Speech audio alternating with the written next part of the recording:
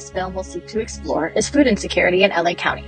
For this observation, we traveled to various grocery stores throughout LA County to observe both healthy and unhealthy food options, as well as the community surrounding these stores, as you will see throughout this film.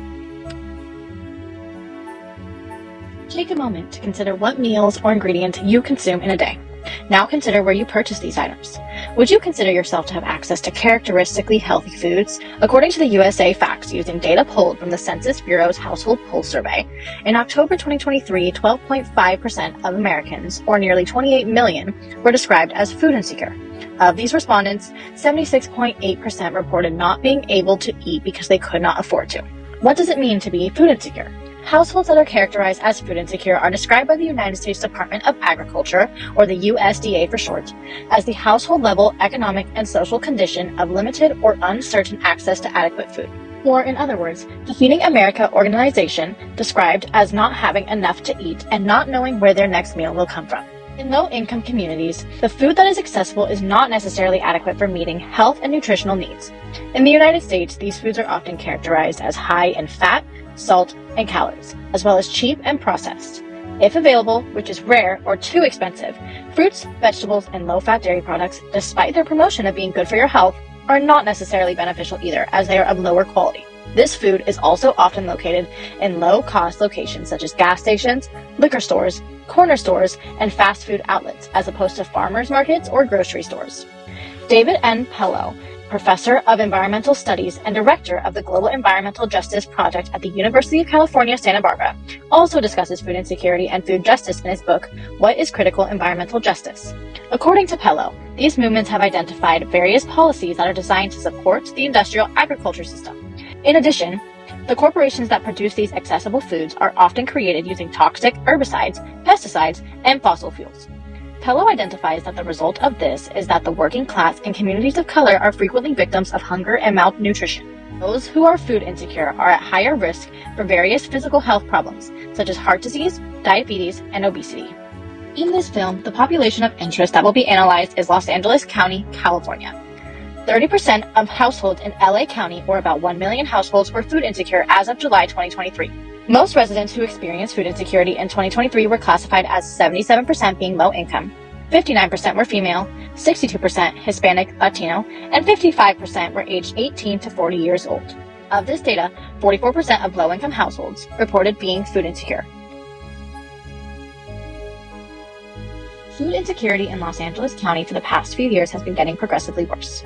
The rate of food insecurity among Latino and Black residents in LA County is twice as high as it is for white residents. The most impacted groups facing this issue seem to be low-income families, individuals with disabilities, and fixed-income seniors. Socio-demographic characteristic data from the County of Los Angeles Public Health elaborated that 746,000 Latino adults with household incomes less than the federal poverty line struggled with food insecurity in 2022.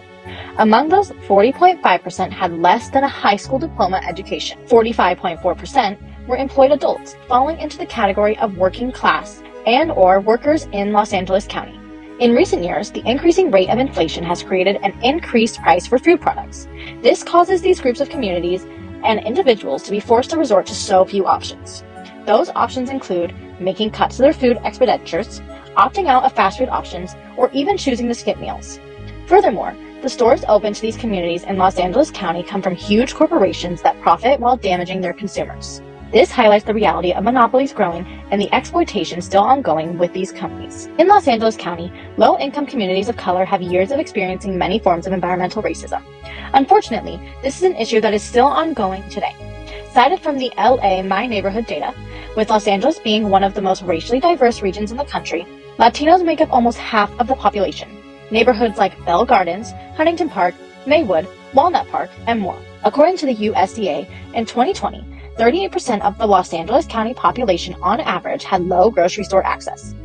With this access being so low, this means that they lack options for healthy food and fresh produce. The community of Los Angeles County has been organizing ways to stop this environmental injustice. They also address the issues of environmental inequality, neighborhood well-being in particular areas, and the overall environmental injustice that is occurring every day in LA County. By having this overview of our current system, analyzing the effects demonstrates issues related to racism, inequality, and the impact on certain groups on the focus of food insecurity. In South Central LA, a community with a vibrant culture and historical significance, the fight against environmental injustice is deep-rooted, especially when it comes to the food access. The area's food landscape is dominated by fast food chains like Wingstop, IHOP, and McDonald's. While Food for Less offers affordability, it often falls short on providing healthier options. All around Los Angeles, there are many initiatives that are combating food injustices that have plagued marginalized communities. Some organizations that have resisted this injustice are people like Ron Finley. He is a notable figure who promotes urban gardening and healthy eating in South LA. His work has inspired residents to cultivate their own produce, enhancing access to fresh, nutritious food. Food Forward is another organization that fights hunger and prevents food waste by rescuing fresh excess produce from farmers markets and wholesale. They then distribute this food to local food banks and other organizations that serve food insecure neighborhoods. In East Los Angeles, there is the East LA Community Corporation that works on many community development initiatives like affordable housing, economic development, and food justice. They promote access to healthy food options through community gardens, farmer market pop-ups throughout the neighborhoods, and most importantly, advocate for food policy changes. From perspectives like David N. Pello and Laura Polito, here is a take action plan. First, educating yourself like reading works from Polito and Pello goes such a long way. Reading articles or watching documentaries exposes one to how these environmental injustices manifest and how power dynamics play into them. Next, it is very important to engage with local communities impacted by environmental injustices. Listen to their experiences and support their mission in advocating for their rights. Sometimes this can look like volunteering, but it can also just be attending community meetings or events. Next, advocate for policies that you are passionate about that address environmental injustices. For a college student, this could look like joining or starting a college student group that spreads awareness of these projects in your community, or even using social media as a tool that engages with others online. While individual actions aren't enough to address environmental injustice, reducing your ecological footprint still contributes to the overall movement. This can look like reducing waste, thinking more about how you can conserve energy, and support more sustainable brands and practices. Staying informed about environmental justice issues is key to putting all of these into practice. Examples of what this big picture could look like are organizing petitions to hold corporations responsible, attending public meetings, utilizing social media, and collaborating with others. Overall, we can see that Los Angeles County, along with many other communities, is struggling with food insecurity. However, change is not only up to them. The change can start with you at home too.